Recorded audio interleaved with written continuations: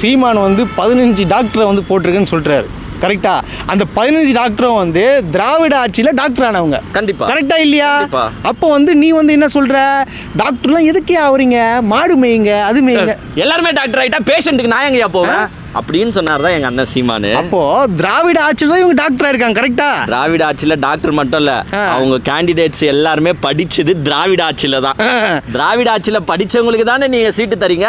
படிக்காத யாருக்குன்னா சீட்டு கொடுத்துருக்கியா? இல்ல இல்ல, ஏன் படிக்காதவங்களுக்கு சீட்டு கொடுக்க வேண்டியது தானே நாங்க கேட்கிறோம். அதை சப்போர்ட் பண்றதுக்கு அந்த கேண்டிடேட்டே யோசிக்கணும்யா. நம்ம திராவிட ஆட்சி நம்ம வந்திருக்கோம் அப்படின்னு சொல்லிட்டு யோசிக்கணும். ஆனா இவனுங்க RSS சித்தாந்தத்தை கொண்டு வந்திருக்கானுங்க. RSS சீமான ஒண்ணு தானே.